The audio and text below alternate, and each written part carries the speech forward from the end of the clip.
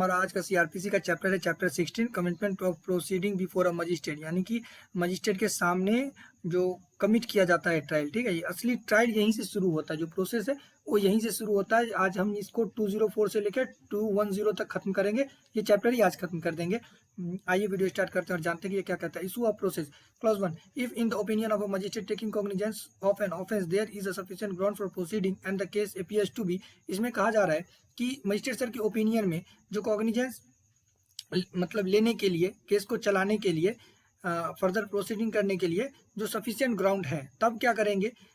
तब आगे का जो प्रोसेस है वो बताता है। A summon case he shall issue he summon for the attendance of the accused. अब अगर समन केस है तो जो एक्यूज्ड है उसको समन कर देंगे आने के लिए, अटेंडेंस देने के लिए। बी, अगर वारंट केस है, ही में इशू अ वारंट, तो वारंट इशू कर देंगे। और इफ ही थिंक्स फिट, अगर ये सही समझे मजिस्ट्रेट सर, तो a summon for causing the accused to be brought or to be appear at a certain time before such magistrate. ये खास बात है कि वारंट केस में भी अगर मजिस्ट्रेट सर चाहें तो समन कर सकते हैं उस व्यक्ति को अपने सामने आने के लिए। ठीक है,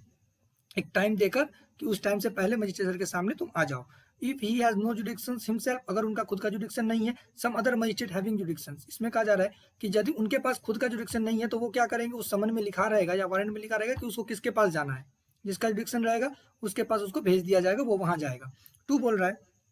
नो समन और warrant shall be issued against the accused under subsection 1 until a list of the prosecution witness has been filed। इसमें कहा जा रहा है कि जो एक्यूज्ड है उसको समन नहीं किया जाएगा, उसको वारंट नहीं किया जाएगा तब तक जब तक उसके अगेंस्ट प्रोसिक्यूशन विटनेस जितना भी हो उसका लिस्ट फाइल नहीं कर दिया गया है। यानी प्रोसिक्यूशन विटनेस होता है कि जो एक्यूज्ड है उसके खिलाफ में जितना भी विटनेस है,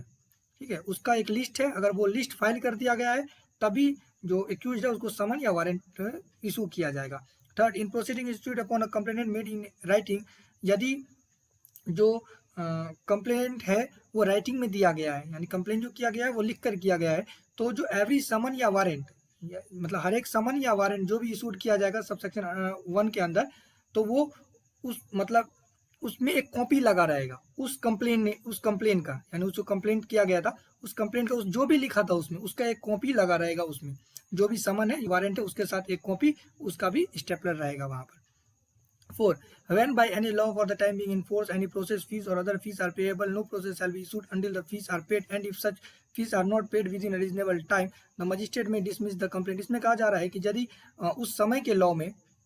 मतलब जिस समय में केस हो रहा है उस समय के लॉ में अगर कोई पेएबल फीस है प्रोसीडिंग का आगे बढ़ाने के लिए, प्रोसेस फीस है, तो वो देना पड़ेगा। जब तक वो फीस नहीं दिया जाता तब तक केस आगे नहीं बढ़ेगा। अगर रीजनेबल टाइम के अंदर फीस नहीं दिया जाता तो जो मजिस्ट्रेट सर है वो डिसमिस कर सकते हैं, उसका कंप्लेंट जो है वो डिसमिस हो जाएगा। कर सकते हैं, यहाँ पर में लिखा है, सेल नहीं लिखा है,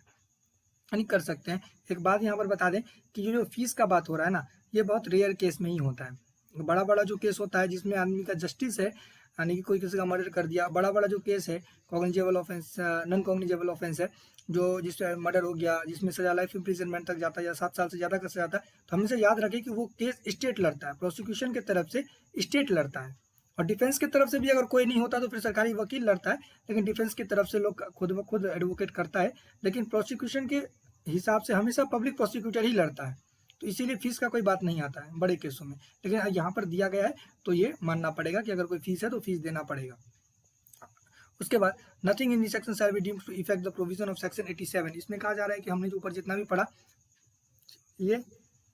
सेक्शन 87 पर इफेक्ट नहीं करेगा, मतलब सेक्शन 87 पर कोई भी प्रभाव नहीं डालेगा। 205, magistrate may dispense with the personal attendance of accused. Magistrate sir जो है वो जो एक्यूज है उसका अटेंडेंस, जो पर्सनल अटेंडेंस है, यानी कि उसका खुद को आना है, उसको डिस्पेंस कर सकते हैं, यानी कि उसको रोक सकते हैं, बोल सकते हैं कि तुम मत आना।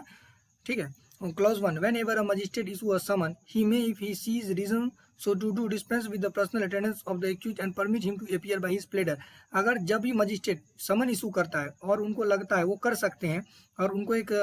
रीजन दिखाई दे रहा है ऐसा करने का, तो वो क्या कर सकते हैं, पर्सनल अटेंडेंस जो है ना एक्यूज का उसको डिस्पेंस कर सकते हैं, यानी कि हटा सकते हैं कि उसका पर्सनल आना कोई जरूरी नहीं है, और परमिट कर सकते हैं कि वह अपने प्लीडर के द्वारा ही अपीयर हो जाए, यानी कि वो खुद ना आए, अगर उसका प्लीडर अपीयर होता है तो उसी को माना जाएगा कि एक्यूज आ गया। उसके बाद 2 बोल रहा है but the magistrate inquiring into or trying the case may in his discretion at any stage of the proceeding direct the personal attendance of the accused and if necessary enforce such attendance in the manner herein before provided। इसमें कहा जा रहा है कि अगर magistrate sir जो भी inquiry कर रहे हैं, ठीक है, ट्राइंग कर रहे हैं उस केस का, वो जब भी चाहें किसी भी स्टेज में, ये उनका अपना पावर है, ठीक है, वो किसी भी स्टेज में अगर उनको लगता है कि पर्सनल अटेंडेंस जो है एक्यूज का वो जरूरी है तो वो डायरेक्ट कर सकते हैं कि तुमको आना पड़ेगा, ठीक है। Enforce such attendance in the manner here and before provided, जैसा कि, और वो अटेंडेंस कैसा होगा, जैसा कि हमने ऊपर पढ़ा था, माना जाएगा कि एकदम उसी हिसाब से अटेंडेंस उसका लिया जाएगा जैसा हमने दूसरों के मामलों में लिया जाता है। उसके बाद टू तो हमने अभी पढ़ लिया। 206 एक बार, ठीक है, 206 ही पर हम आते हैं। Special summon in case of petty offence. 206 बोल रहा है कि पहले हम जानते हैं पीटी ऑफेंस क्या होता है। पीटी ऑफेंस होता है जिसमें सिर्फ फाइन होता है, ठीक है, मतलब छोटा मोटा अपराध, 1000 रुपये से 1000 रुपये से नीचे का ही केस होता है। Special summon in case of petty offence. Clause 1, if in the opinion of a magistrate taking cognizance of a petty offence the case may be summarily dispose of under section 260 261। इसमें कहा जा रहा है कि अगर magistrate sir के opinion में जो केस है, जो पीटी ऑफेंस है जिसका कॉग्निजेंस लिया गया है, वो केस डिस्पोज किया जा सकता है 260 और 261 के अंदर। The magistrate shall except where he is for a reason to be recorded in writing of a contrary opinion issue summon to the accused requiring him either to appear in person or by pleader before the magistrate on a specified date। अब इसमें कहा जा रहा है कि यदि वो 260 और 261 के अंदर खत्म नहीं होता है तो मजिस्ट्रेट से जो रीजन है उसको रिकॉर्ड करेंगे और इशू समन, मतलब समन इशू कर देंगे किसको, एक्यूज को, कि वो या तो खुद अपियर हो जाए, हाँ, मतलब इन पर्सन खुद हो जाए, या बाय प्लीडर के सामने, मजिस्ट्रेट के सामने, मतलब उसका प्लीडर आ जाए। एक स्पेसिफाइड डेट में वो समन में लिखा रहेगा कि कौन से डेट पर आना है। और if he desire to plead guilty to the charge without appearing before a magistrate, और यदि उसको वो चाहता है, जो एक्यूज है वो चाहता है कि वो प्लीड गिल्टी कर दे, ठीक है, बिना कोर्ट में आए हुए, तो वो ऐसा कर सकता है। आगे हम पढ़ेंगे। To transmit before the specified date, तो by post or by messenger to the magistrate the said plea in writing and the amount of fine specified in the summon, or if he desire to appear by pleader and to plead guilty to the charge through such pleader to authorize in writing the pleader to plead guilty to the charge on his behalf and to pay the fine through such pleader। देखिए इसमें क्या हम कहाँ तक पढ़े थे कि जहाँ तक स्पेसिफाइड डेट तक, कि अगर वहाँ पर वो आ सकता है, प्लीडर भी आ सकता है, वो खुद भी आ सकता है, जैसा भी वो चाहे। अगर वह प्लीड गिल्टी करना चाहता है बिना कोर्ट में आए हुए तो वो ऐसा भी कर सकता है, ठीक है, बाय पोस्ट या बाय मैसेंजर, जैसे भी, ठीक है। वो मजिस्ट्रेट सर के सामने एक राइटिंग में लिखेगा प्ली गिल्टी एंड अमाउंट जो उसमें समन में मतलब है दिया गया, 1000 से नीचे ही का बात होगा, 1000 से नीचे का जो भी है वो क्या करेगा, वो भेज देगा। और यदि वो वो चाहता है कि वो प्लीडर के द्वारा प्लीड गिल्टी करे, तो वो ऐसा भी कर सकता है। वो ऑथराइज करेगा प्लीडर को, और प्लीडर क्या करेगा, in writing pleader to plead guilty, और प्लीडर जो है वो राइटिंग में प्लीड गिल्टी कर देगा टू द चार्ज के साथ वो बोलेगा कि हम इस चार्ज को मानते हैं। ऑन हिज बिहाफ, एक्यूज के बिहाफ पर कौन कर दिया, प्लीडर, एंड वो फाइन क्या कर सकता है, वो प्लीडर भी दे सकता है और केस वहीं खत्म हो जाएगा। आई होप ये क्लियर हो गया होगा। उसके बाद provided that the amount of fine specified in such summon shall not exceed 1000 rupees. में कहा जा रहा है कि जो समन, मतलब जो समन दिया गया ना, उसमें जो फाइन है वो 1000 रुपये से ज़्यादा का नहीं होना चाहिए। उसके बाद 2 है, for the purpose of this section PT offence means any offence punishable only with fine not exceeding 1000 rupees but does not include any offence so punishable under the Motor Vehicle Act 1939 or under any other law which provides for convicting the accused person in his absence on a plea of guilty। इसमें कहा जा रहा है कि इस section के लिए जो PT ऑफेंस है, ठीक है, जो PT ऑफेंस है वो punishable only with fine exceeding not 1000 rupees. तो जो पीटी ऑफेंस है उसका फाइन जो है 1000 रुपये से ज़्यादा का नहीं होना चाहिए। लेकिन कोई दूसरा ऑफेंस जो मोटर व्हीकल एक्ट के अंदर 1939 के अंदर पनिशेबल है उसको ये कवर नहीं करता, ठीक है। और under any other law which provide for convicting the accused person in his absence on a plea of guilty. बस यही बात बोल रहा है कि मतलब अगर फाइन तक ही बात है तो ठीक है, अगर सजा का बात आ रहा है किसी भी अंदर में दूसरे लॉ में तो फिर उसको ये कवर नहीं करता है। उसके बाद आगे हम जाते हैं। 3rd, the state government may by notification specially empower any magistrate to exercise the powers conferred by subsection 1 in relation to any offence which is compoundable under section 320 हमने कर लिया है, हमारे बटन में दे देंगे, और any offence punishable with imprisonment for a term not exceeding 3 months or with fine or with both, where the magistrate is of opinion that having regard to the fact and circumstances of the case the impositions of fine only would meet the end of justice. इसमें कहा जा रहा है कि जो state government है वो notification दे सकता है, स्पेशली इम्पावर कर सकता है किसी मजिस्ट्रेट को कि केस को खत्म करने के लिए जो भी सबसेक्शन 1 में है उस रिलेटेड ऑफेंस है उसमें, और जो कंपाउंडेबल है 320 के अंदर। पर एक चीज़ है यहाँ पर, लेकिन वो जो पनिशमेंट है ना वो 3 मंथ से ज़्यादा का नहीं होना चाहिए और फाइन या फिर दोनों। तो the magistrate opinion that having regard to the facts circumstances of the case the imposition of fine only would be meet end of justice। और जहाँ पर मजिस्ट्रेट सर का ये ओपिनियन है कि फाइन लेने से ही, सिर्फ फाइन ही लेने, मतलब अगर कोई फाइन देता है उसी से जस्टिस मिल जा रहा है, तो फिर वो भी मतलब उस केसेस में जो स्टेट गवर्नमेंट का पावर है कि वो किसी व्यक्ति को, किसी मजिस्ट्रेट को इम्पावर कर सकता है। आई होप ये क्लियर हो गया होगा। 207 supply to the accused of copy of police report and other documents, यानी कि एक्यूज का एक तरह से ये राइट है कि जो भी उस पर केस किया गया उसका जो डॉक्यूमेंट है वो उसको मिले। तो आइए पढ़ते हैं। In any case where the proceeding has been instituted on a police report the magistrate shall without delay furnish to the accused free of cost a copy of each of the following में क्या है वो हम पढ़ते हैं आगे। किसी भी केस में प्रोसीडिंग अगर इंस्टीट्यूट हुआ है पुलिस रिपोर्ट पर, तो जो मजिस्ट्रेट है वो बिना डिले किए हुए जो एक्यूज को है फ्री ऑफ कॉस्ट उसका एक कॉपी दे देगा। अब उस कॉपी में होगा क्या क्या वो देखते हैं। The police report the first information report recorded under section 154 जो पुलिस रिपोर्ट है वो, और जो सेक्शन 154 के अंदर मतलब एफआईआर किया गया है वो 154 भी हमने कर लिया है। Third the statement recorded under sub section 3 of 161, यानी कि ये भी हमने कर लिया है कि एग्जामिनेशन किया जाता है विटनेस का, हाँ उसमें कुछ चीज़ें बयान में लिख लिया जाता है, रिड्यूस इन राइटिंग में कर लिया जाता है, जो वो ओरली बोलता है उसको राइटिंग में करके लिया जाता है एज अ एविडेंस। तो एज ए एविडेंस वैसे यूज़ नहीं होता है लेकिन पुलिस वाला ऐसा करता है। Of all person whom the prosecution purpose to examination as its witness, यानी कि जितना भी 116 सब क्लॉज के अंदर के रिकॉर्डेड किया गया स्टेटमेंट वो सब excluding there form any part in regard to which a request for which exclusion has been made by the police officer under sub section 6 of section 173 भी हमने कर लिया। उसका सब सेक्शन 6 क्या बोलता है कि मतलब एक्यूज को कॉपी ना दिया जाए, तो एक्यूज को पूरा कॉपी दिया जाए लेकिन कुछ चीज़ें उसे छुपा लिया जाए, ठीक है। यानी कि अगर 10 लाइन है तो वो रिक्वेस्ट कर सकता है पुलिस ऑफिसर मजिस्ट्रेट सर से कि ये 2 लाइन अगर एक्यूज समझ रहा है तो एक्यूज क्या करेगा कि छेड़छाड़ कर देगा एविडेंस के साथ, इसीलिए ये 2 लाइन उसको नहीं मिलना चाहिए। तो मजिस्ट्रेट सर अगर चाहे तो वो 2 लाइन उसमें से हटा सकता है, अदरवाइज वो पूरा का पूरा दे सकता है, वो उनका पावर है।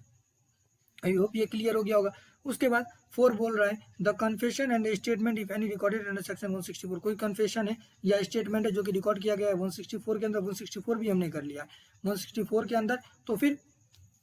उसको भी उसका भी एक कॉपी दिया जाएगा। 5 any other document relevant except forwarded to the magistrate with the police report under sub section 5 of section 173, और 173 सब सेक्शन 5 के दौरान जो भी रिलेवेंट है जिस पर केस निर्भर करता है, अगर वो चीज़ दिया गया है मजिस्ट्रेट सर को उसका एक कॉपी एक्यूज्ड को दे देना पड़ेगा। Provided that the magistrate may, after producing any such part of the statement as referred to in clause 3rd, in considering the reason given by the police officer for the request, direct that a copy of that part of the statement or of such portion thereof as the magistrate thinks proper shall be furnished to the accused। इसमें कहा जा रहा है कि जो request करता है police officer तो उसमें अगर मजिस्ट्रेट सर चाहें, जो मजिस्ट्रेट सर का ये पावर है, ठीक है, अगर वो चाहें तो कुछ जो पार्ट है उसको काट सकते हैं या फिर उसका कुछ पोर्शंस अगर जो भी उनको सही लगेगा वो एक्यूज को दे सकते हैं। आई होप ये क्लियर हो गया होगा। उसके बाद provided further that if the magistrate is satisfied that any document referred to in clause 5 is voluminous he shall instead of the furnish the accuse with a copy there direct that he will only be allowed to inspect it either personally or through pleader in court. इसमें कहा जा रहा है कि अब जो subsection 5 में नहीं तो क्लॉज 5 में था, अगर वो डॉक्यूमेंट बहुत मोटा है यानी बहुत सारा पेज है उसमें और देना संभव नहीं लग रहा है, तो मजिस्ट्रेट सर क्या कर सकते हैं, उसको कॉपी देने की जगह उसको डायरेक्ट कर सकते हैं कि तुम अलाउड कर सकते हैं कि तुम पर्सनली आओ इसको देख के जाओ या फिर अपने प्लीडर के थ्रू कोर्ट से देख के जाओ। आई होप ये क्लियर हो गया होगा। 208 supply of copies of statement and documents to the accused in other case triable by a court of session. इसमें कहा जा रहा है कि where in a case institute otherwise than a police report. Police report ऊपर क्या पढ़ा हमने कि पुलिस रिपोर्ट पर ही केस फाइल हुआ था। अब यहाँ पर क्या है कि पुलिस रिपोर्ट पर केस फाइल नहीं हो रहा है। It appears to the magistrate issuing process under section 204 that the offence is triable exclusively by the court of session. अब यहाँ पर है पुलिस रिपोर्ट को छोड़कर और मजिस्ट्रेट सर के पास 204 में उसको प्रोसीडिंग इशू किया गया, ठीक है, और वह पता चला कि वो exclusively triable by session court है, ठीक, कोर्ट ऑफ सेशन के द्वारा ही वो चलाया जा सकता है। The magistrate shall without delay furnish to the accused free of cost a copy of each of the following. तो मजिस्ट्रेट सर क्या करेंगे, बिना देरी किए हुए, ठीक है, एक्यूज को फ्री ऑफ कॉस्ट जो भी ईच ऑफ द फॉलोइंग नीचे पढ़ेंगे वो सब कॉपी उसको दे दिया जाएगा। यानी इशू हुआ था, प्रोसेस 204 में चलना शुरू हुआ था, लेकिन पता चल गया कि ये कोर्ट ऑफ सेशन के द्वारा चलना चाहिए, तो मजिस्ट्रेट से बिना देरी किए हुए तुरंत उसको क्या क्या प्रोवाइड कराएंगे वो पढ़ते हैं। The statement recorded under section 200 और section 202 of all person examined by the magistrate. मतलब 200 में और 202 में जो भी स्टेटमेंट रिकॉर्ड किया गया उसका कॉपी, और जितना भी पर्सन को मजिस्ट्रेट द्वारा एग्जामिन किया गया उसका copy. The statement and confession if any recorded under section 161 और सेक्शन 164 दोनों ही हमने कर लिया है। तो जो भी कन्फेशन या स्टेटमेंट अगर रिकॉर्ड किया गया है 161 या 164 के अंदर, तो उसका भी कॉपी एक्यूज को तुरंत दिया जाएगा। Third, any document produce before the magistrate on which the prosecution purpose to rely. और ऐसा डॉक्यूमेंट जो मजिस्ट्रेट के सामने प्रोसिक्यूशन मतलब दिया था, जिस पर निर्भर करता था केस, यानी मेन चीज सब, ठीक है, तो वो भी उसका भी एक कॉपी क्या करना पड़ेगा, एक्यूज को देना पड़ेगा तुरंत। Provided that if the magistrate is satisfied that any such document is voluminous, he shall instead of furnishing the accused with a copy thereof direct that he will only be allowed to inspect it either personally or through pleader in court। जो हमने पहले पढ़ा था वही ये चीज़ है कि अगर मजिस्ट्रेट सेटिस्फाइड हो जाता है कि कोई जो डॉक्यूमेंट है वो वॉल्यूमियस यानी बहुत ज़्यादा है, मोटा तगड़ा हो गया है, हाँ, तो वो क्या कर सकते हैं, उसको देने की जगह, उसको कॉपी देने की जगह एक्यूज को बोल सकते हैं, डायरेक्ट कर सकते हैं कि तुम आओ और पर्सनली आकर कोर्ट में देख लो या अपने पीडर से दिखवा लो, और फिर वो क्या कर सकता है, कॉपी भी कर सकता है उसका। ये हम बता रहे हैं, यहाँ लिखा नहीं है। 209 commitment of case to court of session when offence is triable exclusive by it. अब क्या है, कमिटमेंट यानी कि ट्रांसफर करना एक तरह से कोर्ट ऑफ सेशन में कर दिया जाता है जब वो कोर्ट ऑफ सेशन के द्वारा चलना ही है, एक्सक्लूसिवली कोर्ट ऑफ सेशन के द्वारा ही चलेगा। When in a case instituted on a police report otherwise the accused appears or is brought before the magistrate and it appears to the magistrate that the offence is treated exclusively by the court of session। फिर वही बात यहाँ पर बोला गया है कि जो केस है वो पुलिस रिपोर्ट पर किया गया है, पुलिस रिपोर्ट पर इंस्टीट्यूट हुआ है, और जो एक्यूज है वो मजिस्ट्रेट के सामने लाया गया है और कोर्ट ऑफ सेशन के द्वारा ही चलेगा एक्सक्लूसिवली, यानी बड़ा केस है। तो ही शैल, अब मजिस्ट्रेट क्या करेगा, ए commit after complying with the provision of section 207 or section 208 as the case may be the case to the court of session and the subject to the provision of this code relating to bail, remand the accused to custody until such commitment has been made। इसमें कहा जा रहा है कि जो भी commit किया गया, ठीक है, मतलब केस 207 और 208 में कंपेल किया गया, जो भी मतलब नेसेसरी था उसको पूरा किया गया, और जैसा भी केस है तो कोर्ट ऑफ सेशन जो मतलब पावर है कोर्ट ऑफ सेशन के पास वो है रिलेटिंग, मतलब कब तक वो रहेगा कहाँ, जब तक कोर्ट ऑफ सेशन के पास आप कोई केस कमिट कर रहे हैं तब तक वो व्यक्ति रहेगा कहाँ, तो वो रहेगा तब तक मतलब custody until such commitment has been made, जब तक वो ट्रांसफर नहीं कर दिया जाता कोर्ट ऑफ सेशन के पास तब तक वह व्यक्ति जेल में रहेगा, यानी कस्टडी में रहेगा।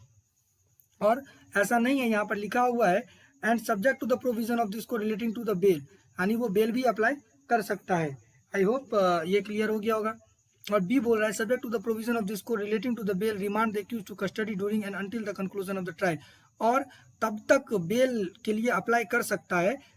मतलब इस सेक्शन मतलब इस चैप्टर में जो भी प्रोविजंस है बेल का, रिमांड का, एक्यूज्ड का, ठीक है, वह चालू रख सकता है। यानी आदमी का अधिकार है बेल पर छूटना, तो वो बेल फाइल कर सकता है जब तक ये कमिटमेंट हो रहा है या हो गया है, जो भी हो तब तक वो अपना उसका राइट है बेल का, तो वो बेल अप्लाई कर सकता है। यदि वो बेल अप्लाई नहीं करता है तो वो व्यक्ति या तो रिमांड पर रहेगा या फिर